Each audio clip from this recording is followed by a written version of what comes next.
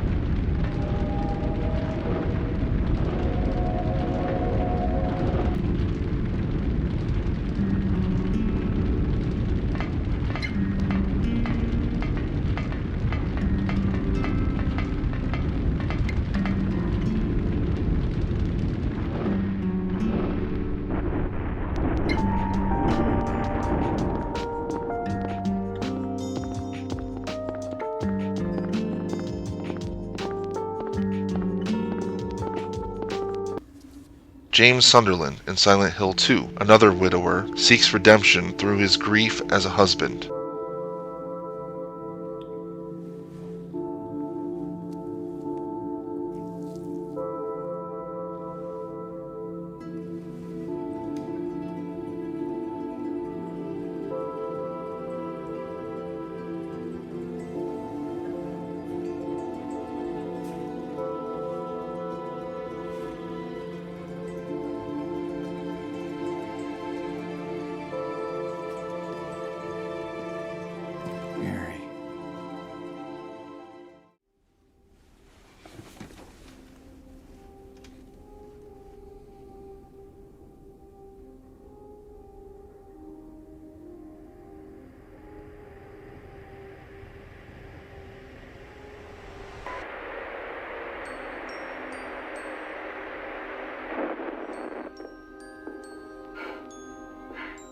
Are you taping again?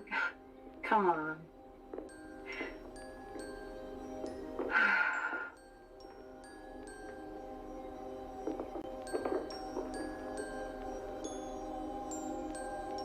I don't know why, but I just love it here. It's so peaceful. You know what I heard? This whole area used to be a sacred place. I think I can see why.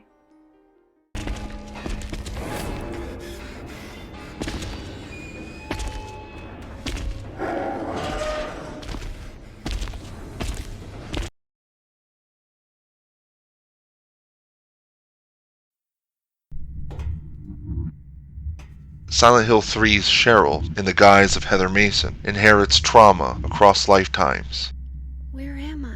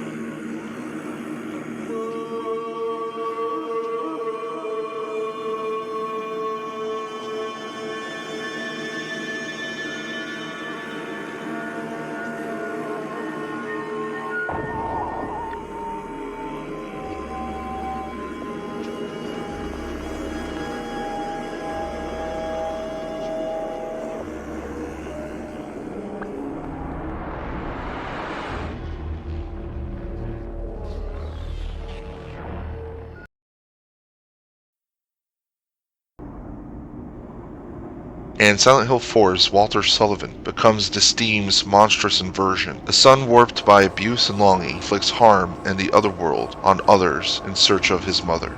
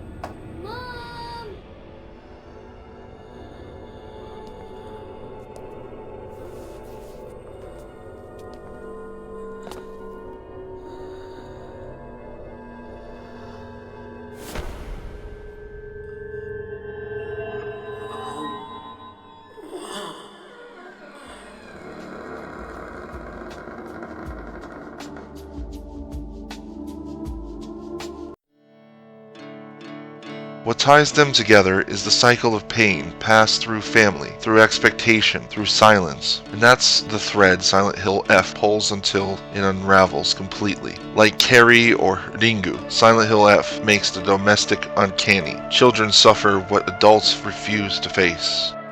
NeoBards Entertainment and its collaborators, writer Ryukishi07, composer Yamaoka Akira, and art director Ito Masahiro, deserve immense credit for returning to that truth. What they've made isn't just a revival, it's a return to Silent Hill's essence, the horror of being born into systems that hurt you, and the haphazard kamikaze of breaking them.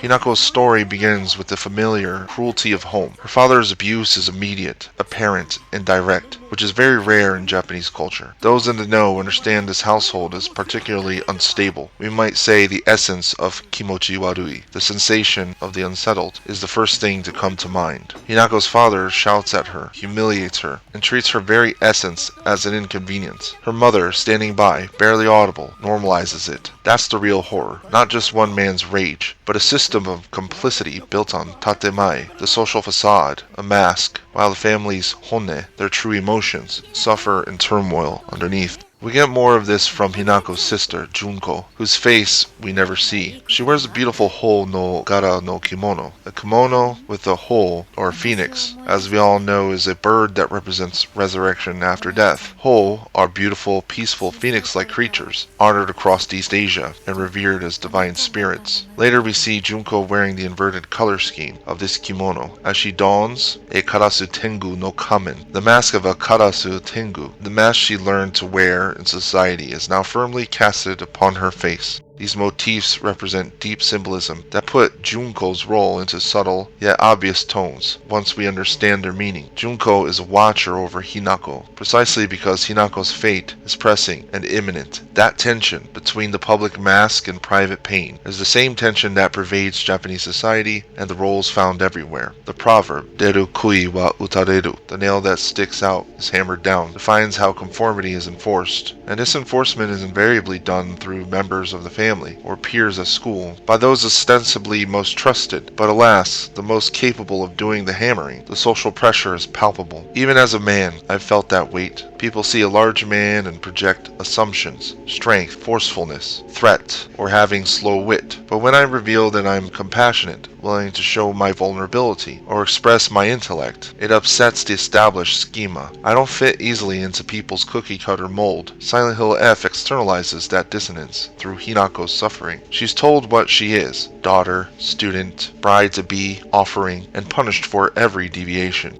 That's why this game matters. It isn't just a memoir about a girl's tragedy. It's a study in what happens when internal identity and external measures of approval are reduced to function, when we're pressed to live our lives in the way others think we ought to. As Hinako writes in her journal, this can happen even when the truth should be obvious, that those influencing our lives are deeply flawed, ignorant, and capricious themselves. Our lives should never be at the whims of others.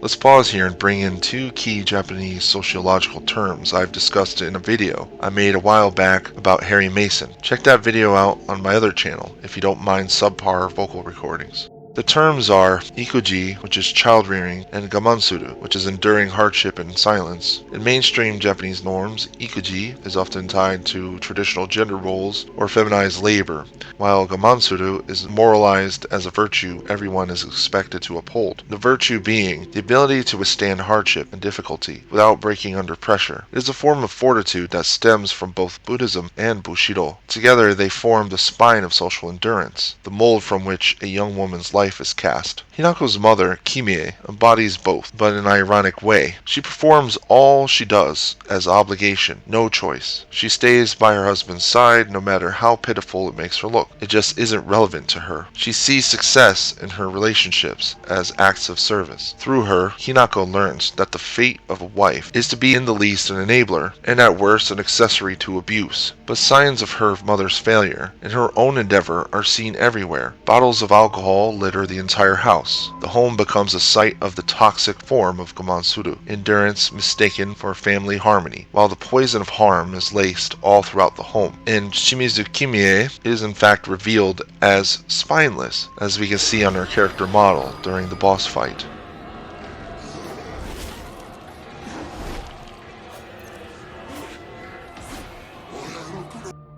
As the story progresses, that social conditioning becomes the true antagonist. Harm is harm, no matter how inured the sufferer believes themselves to be. When we're dealing with an affliction that kills, we simply can't get used to it. We eventually succumb, no matter how well we endure. Hinako's father's obsession with atotsuki, or succession, and hoshi, or service, reframes Hinako's life as duty to lineage, not a person's well-being. I will delve deeper into atotsuki in my next video. Be sure to check it out when it's published.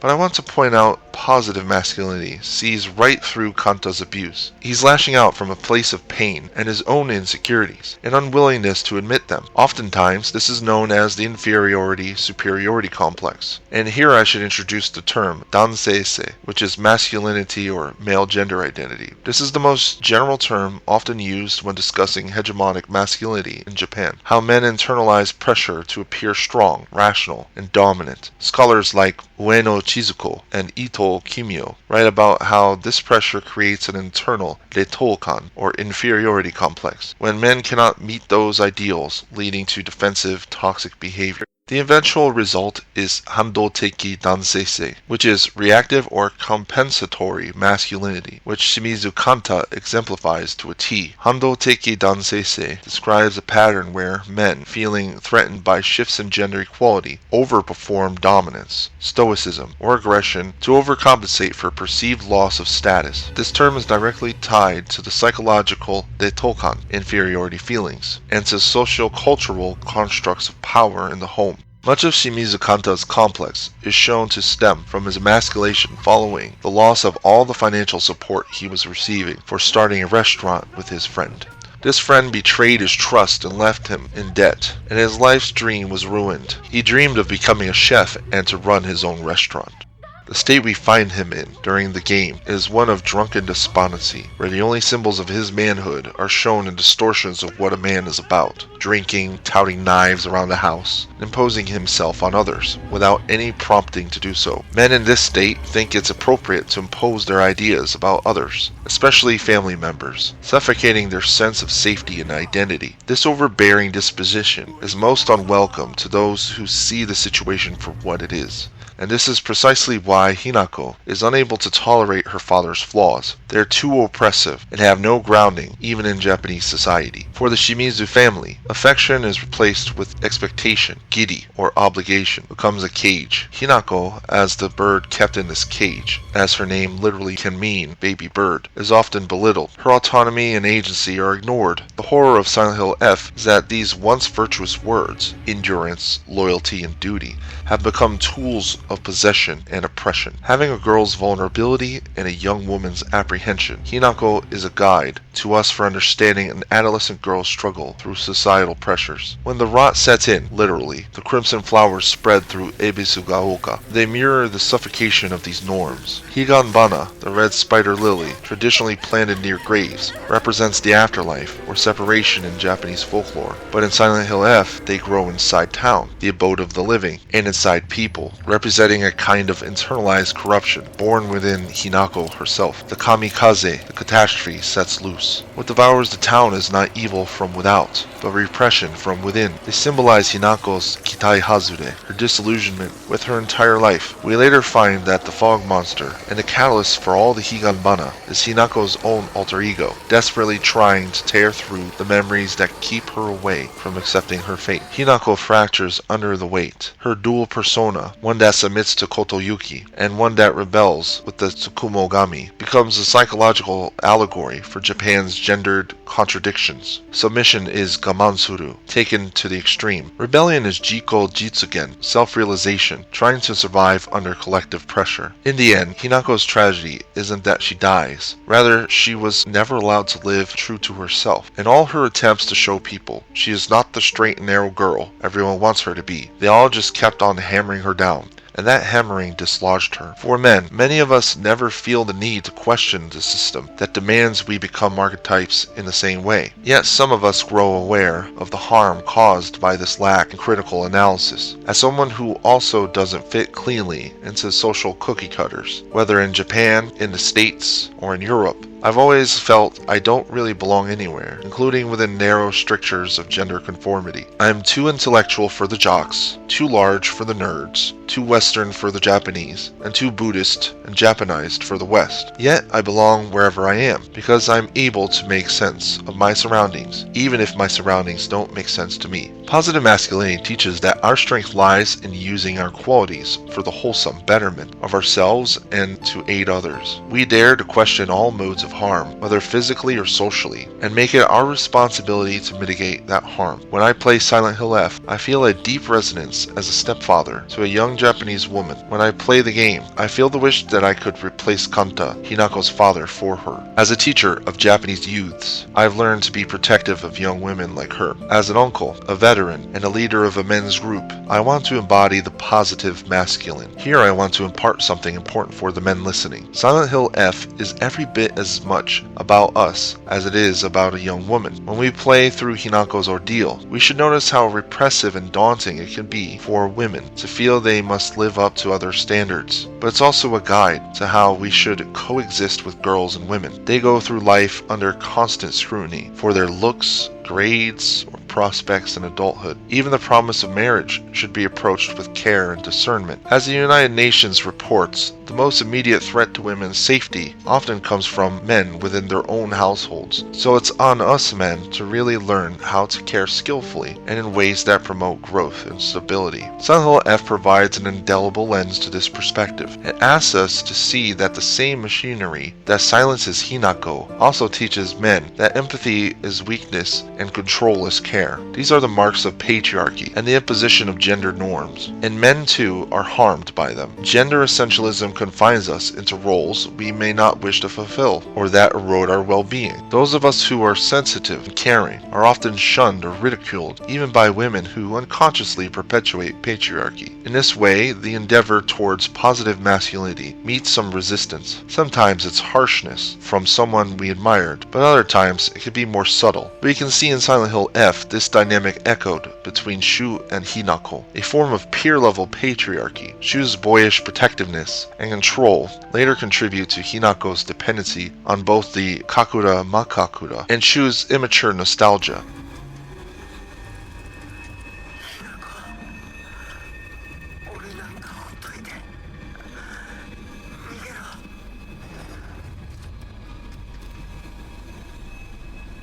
Through Kotoyuki, the dynamic turns darker. He grooms Hinako to become his fox bride through hypnotic seduction, his charisma masking manipulation. It's a potent metaphor for how abuse hides behind refinement, an all too familiar trait seen in young women who value form over function. The literal imagery of Hinako's willingness to undergo mutilation for the sake of a dapper and handsome man shows a fundamental flaw in the psyche of young women. They're oddly more than capable of seeing a threat in creepers, but not in charmers.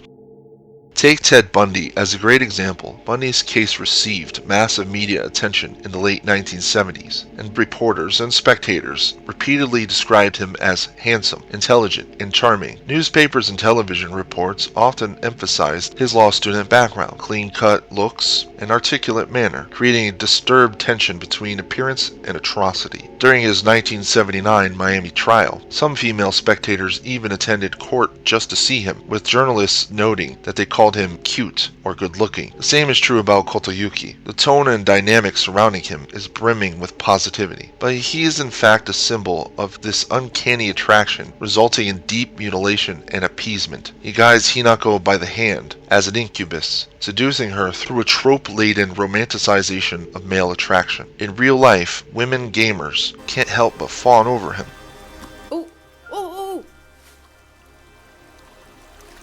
Oh my god, he's so fucking handsome. I knew it. Holy shit. What a shame that he has to wear a mask the whole game. Damn. His purpose, to hypnotize, is so effective that it breaks the fourth wall, and I find this particularly fascinating. In Japanese sociology, Kotoyuki can fit into studies regarding damenzu-suki, a Japanese term literally meaning liking no good men. The dame part means no good or useless, and menzu is a transliteration of men, while suki indicates fondness or attraction. This term describes women who are drawn to men who are outwardly charming, alluring, or exciting, but ultimately harmful. In Silent Hill F, Hinako's complicated attachment to Kotoyuki reflects this dynamic. She is emotionally drawn to his enigmatic, charismatic presence, yet his actions, the dangers surrounding him, and what he asks of Hinako all require pain and sacrifice. She must literally lose her face and dominant arm, both marks of identity. She is also branded with the seal of Inari. Their relationship embodies the psychological pull at the heart of Damenzuki, attraction to the thrill and charisma of a dangerous figure, even at the expense of security or emotional stability. Positive masculinity rejects all harm toward women. It treats them as equals in compassion and intellect. The harm done to Hinako is beyond the pale in this regard. Understanding Hinako's story means understanding how that dynamic operates in our own lives. For men especially, it's a challenge to reimagine strength beyond domination or stoicism. Real strength is courage to feel, to empathize, and to resist inherited scripts. Think about it. The men who have led with conscience and compassion throughout history all demonstrated respect for women and empathy as moral courage.